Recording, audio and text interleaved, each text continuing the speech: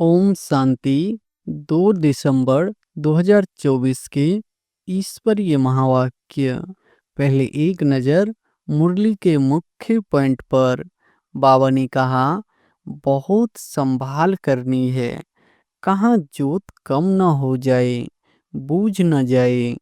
इसलिए योग और ज्ञान का घृत रोज डालना पड़ता है।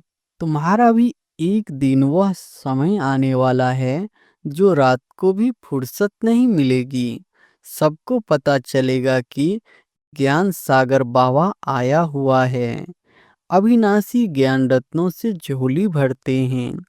फिर बहुत बच्चे आएंगे, बात मत पूछो। जो यह ज्ञान योग की सर्विस नहीं कर सकते, तो फिर कर्मणा सर्विस की भी मार्क्स है। सभी की आशीर्वाद मिलेगी, एक दो को सुख देना होता है। यह तो बहुत बहुत सस्ती खान है। और फिर बाबा ने कहा, अभी तुमको रेस करनी है, दुकान संभालनी है। ज्ञान योग की धारणा नहीं होगी तो दुकान संभाल नहीं सकेंगे। सर्विस का उजरा तो बाबा देने वाला है। ऐसा यज्ञ और कोई होता नहीं। जो कोई कहे कि हम इस यज्ञ में मनुष्य से देवता बन रहे हैं। अब इसको रुद्र ज्ञान यज्ञ अथवा पाठशाला भी कहा जाता है। हम माया पर जीत पाने के वॉरियर्स हैं। वो लोग फिर मन को वश करने के लिए कितने हठ आदि करते हैं। और फिर लास्ट में बाबा ने कहा, ऐसे और कोई मनुष्य कह न सके। भल अपने को ईश्वर कहे, परंतु अपने को गाइड कह न सके। बाबा कहते हैं, मैं मुख पंडा कालों का काल हूँ। बाबा को ज्ञान सागर कहा जाता है। अविनाशी ज्ञान रत्नों की निराकारी खान है। इन रत्नों से हम झोलियां भरते रहते हैं।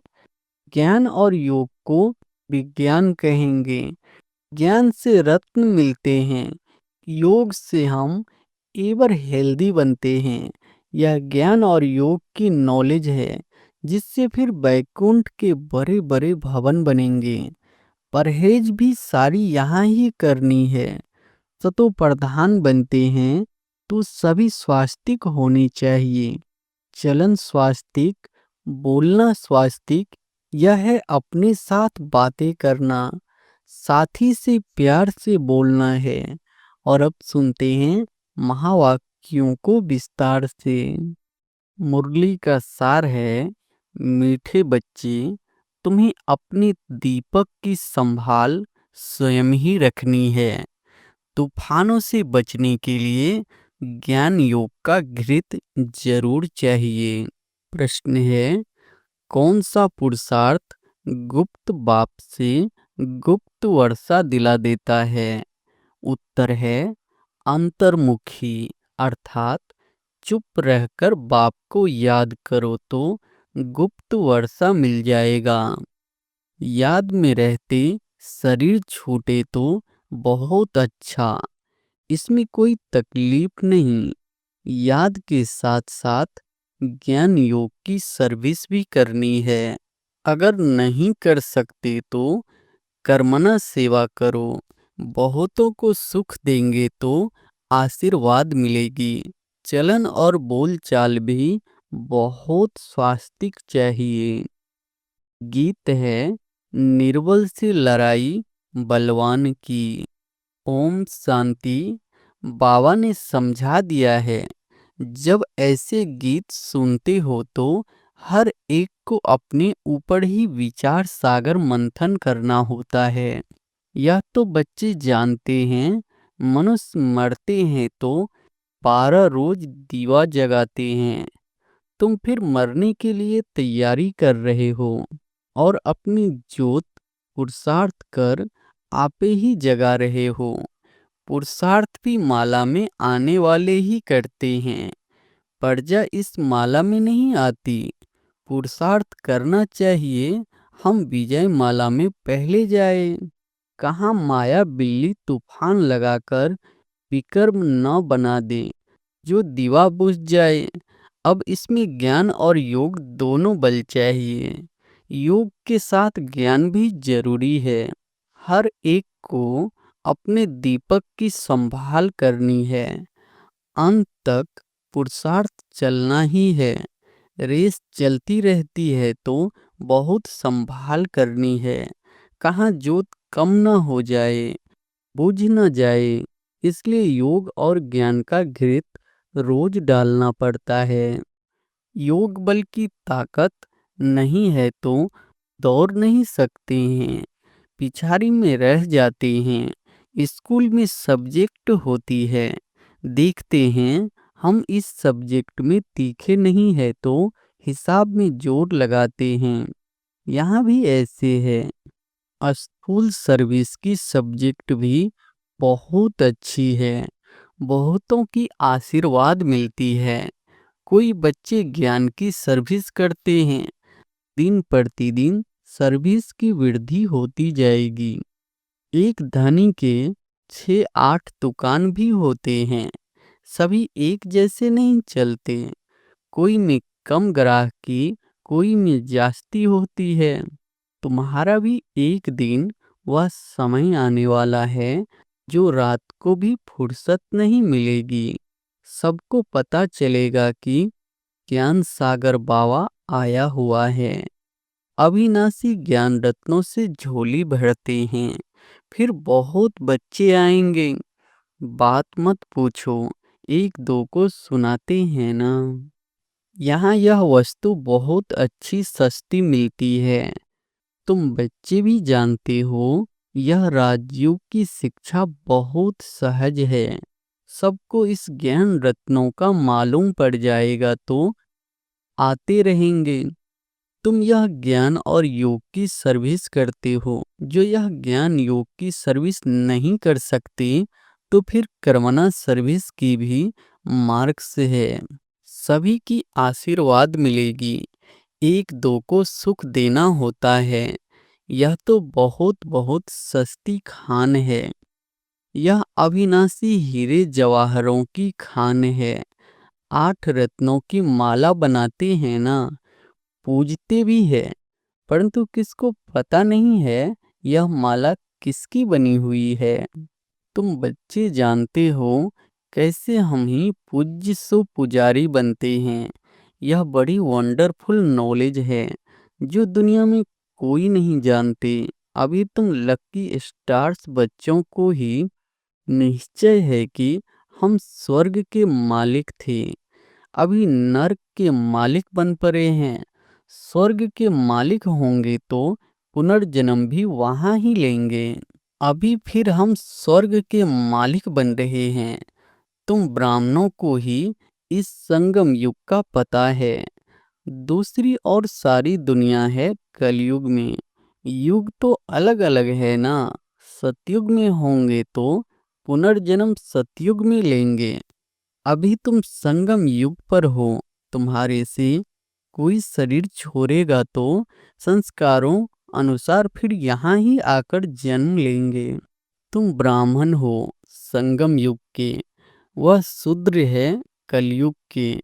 यह नॉलेज भी तुमको इस संगम पर मिलती है। तुम बीके के ज्ञान गंगाएं प्रैक्टिकल में अब संगम युग पर हो। अभी तुमको रेस करनी है, दुकान संभालनी है। ज्ञान योग की धारणा नहीं होगी तो दुकान संभाल नहीं सकेंगे। सर्विस का उजरा तो बाबा देने वाला है। यज्ञ रचा जाता है तो किस्म किस्म के ब्राह्मण लोग आ जाते हैं। फिर किसको दक्षिणा जास्ती किसको कम मिलती है। अब यह परमपिता परमात्मा ने रुद्र ज्ञान यज्ञ रचा है। हम है ब्राह्मण, हमारा धंधा ही है मनुष्य को देवता बनाना। ऐसा यज्ञ और कोई होता नहीं। जो कोई कहे कि हम इस यज्ञ से मनुष्य देवता बन रहे हैं। अब इसको रुद्र ज्ञान यज्ञ अथवा पाठशाला भी कहा जाता है। ज्ञान और योग से हर एक बच्चा देवी देवता पद पा सकता है। बाबा राय भी देते हैं, तुम परम धाम से बाबा के साथ आए हो। तुम कहेंगे हम परम धाम निवासी हैं।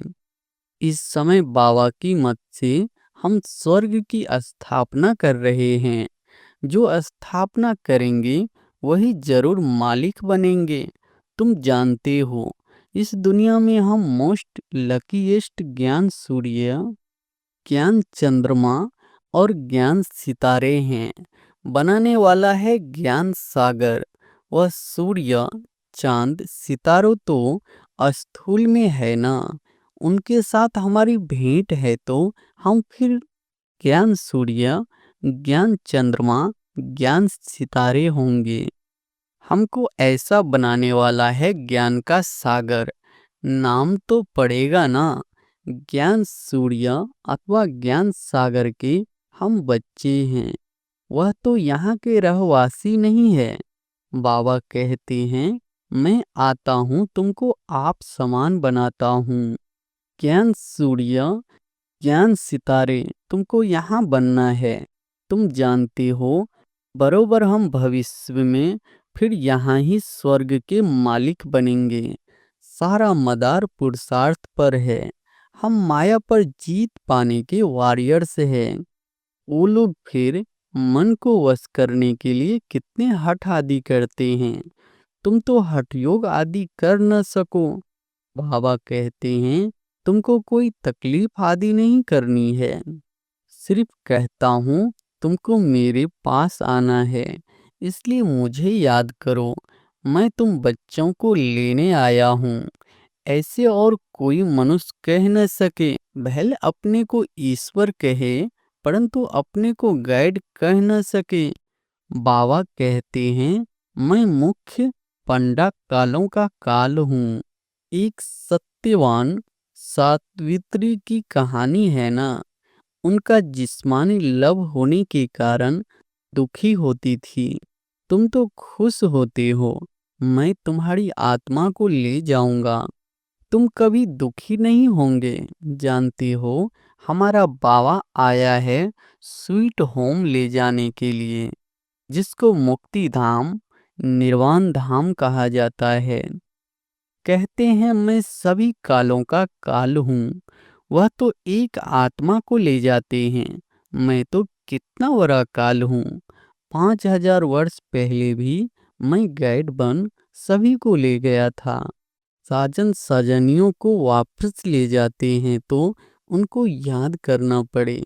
तुम जानते हो अभी हम पढ़ रहे हैं फिर यहाँ आएंगे। पहले स्वीट होम जाएंगे फिर नीचे आएंगे। तुम बच्चे स्वर्ग के सितारे ठहरे। आगे नरक थे। सितारे बच्चों को कहा जाता है। लक्की सितारे नंबरवार पुरुषार्थ अनुसार है। तुमको दादी की मिल्कियत मिलती है। खान बड़ी जबरदस्त है और यह खान एक ही बार निकलती है। वह खानियां तो बहुत है ना, निकलती रहती है। कोई बाइट ढूंढे तो बहुत है। यह तो एक ही बार एक ही खान मिलती है। अविनाशी ज्ञान रत्नों की। वह किताब तो बहुत है परंतु उनको रत्न नहीं कहेंगे। बाबा को ज्ञान सागर कहा जाता है। अविनाशी ज्ञान रत्नों की निराकारी खान है। इन रत्नों से हम झोलियां भरते रहते हैं। तुम बच्चों को खुशी होनी चाहिए। हर एक को फकूर भी होता है। दुकान पर धंधा जास्ती होता है तो नामाचार भी होता है। यहाँ पर्जा भी बना रहे हैं तो वारिस भी बना रहे हैं। यहाँ से रत्नों की झोली भरकर फिर जाए। दान देना है। परमपिता परमात्मा ही ज्ञान सागर है जो ज्ञान रत्नों से झोली भरते हैं। बाकी वह समुद्र नहीं जो दिखाते हैं। रत्नों की थाली भरकर देवताओं को देते हैं। उस सागर से रत्न नहीं मिलते। यह ज्ञान रत्नों की बात है। ड्रामा अनुसार फिर तुमको रत्नों की खानियां मिलती भी है। वहाँ ढेर हीरे जवाहर होंगे जिससे फिर भक्ति मार्ग में मंदिर आदि बनाएंगे। अर्थक्वेक आदि होने से सब अंदर चले जाते हैं। वहाँ महल आदि तो बहुत बनते हैं। एक नहीं, यहाँ फिर राजाओं की कंपटीशन होती है बहुत। तुम बच्चे जानते हो, हूबहू क्लब पहले जैसा मकान बनाया था वैसा फिर बनाएंगे। वहाँ तो बहुत सहज मकान आदि बनते होंगे। साइंस बहुत काम देती है, परंतु वहाँ साइंस अक्षर नहीं होगा। साइंस को हिंदी में विज्ञान कहते हैं। आजकल तो विज्ञान भवन भी नाम रख दिया है। विज्ञान अक्षर ज्ञान के साथ भी लगता है। ज्ञान और योग को विज्ञान कहेंगे। ज्ञान से रतन मिलते हैं, योग से हम एवर हेल्दी बनते हैं। यह ज्ञान और योग की नॉलेज है, जिससे फिर बैकुंठ के बड़े बड़े भवन बनेंगे। हम अभी इस सारी नॉलेज को जानते हैं। तुम जानते हो, हम भारत को स्वर्ग बना रहे हैं। तुम्हारा इस देश से कोई ममत्व नहीं है। हम आत्मा इस शरीर को छोड़ स्वर्ग में जाकर नया शरीर लेंगे। वहाँ भी समझते हैं, एक पुराना शरीर छोड़ जाए नया लेंगे। वहाँ कोई दुख व शोक नहीं होता। नया शरीर ले तो अच्छा ही है। हमको बाबा ऐसा बना रहे हैं जैसे क्लब पहले भी बने हैं। हम मनुष्य से देवता बन रहे हैं। बरोबर क्लब पहले भी अनेक धर्म थे। गीता में कोई यह नहीं है। गाया जाता है, आदि सनातन देवी देवता धर्म की स्थापना ब्रह्मा द्वारा अनेक धर्मों का विनाश कैसे होता है, सो तुम समझा सकते हो। अब स्थापना हो रही है। बाबा आए ही तब थे जब देवी देवता धर्म लोप हो गया था। फिर परंपरा कैसे चला होगा, यह बहुत सहज बातें हैं। विनाश किसका हुआ? अनेक धर्मों का। तो अभी अनेक धर्म है ना। इस समय अंत है। सारा ज्ञान बुद्धि में रहना चाहिए। ऐसे तो नहीं सिर्फ बाबा ही समझाते हैं। क्या यह बाबा कुछ नहीं बतलाते हैं? इनका भी पाठ है। श्रीमत ब्रह्मा की भी गाई हुई है। श्री कृष्ण के लिए तो श्रीमत कहते नहीं। वहाँ तो सब श्री है। उन्हों को मत की दरकार ही नहीं। यहाँ ब्रह्मा की भी मत मिलती है। वहाँ तो यथा राजा रानी तथा प्रजा सभी को श्रेष्ठ मत है। जरूर किसने दी होगी। देवताएं हैं श्रीमत वाले। श्रीमत से ही स्वर्ग बनता है। आसुरी मत से नरक बना है। श्रीमत है शिव की। यह सब बातें सहज समझने की है। शिव बाबा की यह सब दुकान है। हम बच्चे चलाने वाले हैं। जो अच्छा दुकान चलाते हैं उनका नाम होता है। वो बहु जैसे दुकानदारी में होता है, परंतु यह व्यापार कोई बिरला करे। व्यापार तो सभी को करना है। छोटे बच्चे भी ज्ञान और योग का व्यापार कर सकते हैं। शांति धाम और सुख धाम, बस बुद्धि में उनको याद करना है।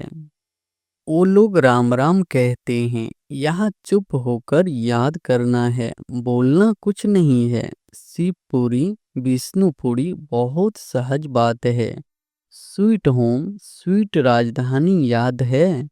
वह देते हैं स्थूल मंत्र, यह है सूक्ष्म मंत्र। आदि सूक्ष्म याद है। सिर्फ इस याद करने से हम स्वर्ग के मालिक बन जाते हैं। जपना कुछ भी नहीं है, सिर्फ याद करना है। आवाज कुछ नहीं करना पड़ता। गुप्त बाबा से गुप्त वर्षा चुप रहने से, अंतर्मुख होने से हम पाते हैं। इसी ही याद में रहते शरीर छूट जाए तो बहुत अच्छा है। कोई तकलीफ नहीं। जिनको याद नहीं ठहरती वह अपना अभ्यास करें। सभी को कहो, बाबा ने कहा है मुझे याद करो तो अंतमति सो गति। याद से विकर्म विनाश होंगे और स्वर्ग में भेज दूंगा। बुद्धि योग सिर्फ बाबा से लगाना बहुत सहज है। परहेज भी सारी यहाँ ही करनी है। सतो प्रधान बनते हैं तो सभी सात्विक होने चाहिए। चलन सात्विक, बोलना सात्विक, यह है अपने साथ बातें करना, साथी से प्यार से बोलना है, गीत में भी है ना। पीयू पीयू बोल सदा अनमोल, तुम हो रूप बसंत, आत्मा रूप बनती है, ज्ञान का सागर पाप है। तो जरूर आकर ज्ञान ही सुनाएंगे। कहते हैं मैं एक ही बार आकर शरीर धारण करता हूँ, यह कम जादूगरी नहीं है, बाबा भी रूप पसंद है। परंतु निराकार तो बोल नहीं सकता, इसलिए शरीर लिया है, परंतु वह पुनर्जन्म में नहीं आता है। आत्माएं तो पुनर्जन्म में आती है। तुम बच्चे बाबा के ऊपर बलिहार जाते हो तो बाबा कहते हैं फिर ममत्व नहीं रखना, अपना कुछ नहीं समझना। ममत्व मिटाने के लिए ही बाबा युक्ति रचते हैं। कदम कदम पर बाप से पूछना पड़ता है। माया ऐसी है जो चमाट मारती है, पूरी बॉक्सिंग है। बहुत तो चोट खाकर फिर खड़े हो जाते हैं। लिखते हैं बाबा माया ने थप्पड़ लगा दिया, काला मुंह कर दिया, जैसे कि 4 मंजिल से गिरा, क्रोध किया तो 3rd फ्लोर से गिरा। यह बहुत समझने की बातें हैं। अब देखो बच्चे टेप के लिए भी मांग करते रहते हैं, बाबा टेप भेज दो, हम एक्यूरेट मुरली सुने। यह भी प्रबंध हो रहा है। बहुत सुनेंगे तो बहुतों के कपाट खुलेंगे, बहुतों का कल्याण होगा। मनुष्य कॉलेज खोलते हैं तो उनको दूसरे जन्म में विद्या जास्ती मिलती है। बाबा भी कहते हैं टेप मशीन खरीद करो तो बहुतों का कल्याण हो जाएगा। अच्छा, मीठे मीठे सिकिलधे बच्चों प्रति मात पिता बाप दादा का याद प्यार और गुड मॉर्निंग। रूहानी बाप के रूहानी बच्चों को नमस्ते। धारणा के लिए मुख्य सार पहली पॉइंट है, सतो प्रधान बनने के लिए बहुत बहुत परहेज से चलना है। अपना खान पान बोलचाल सब सात्विक रखना है। बाप समान रूप बसंत बनना है।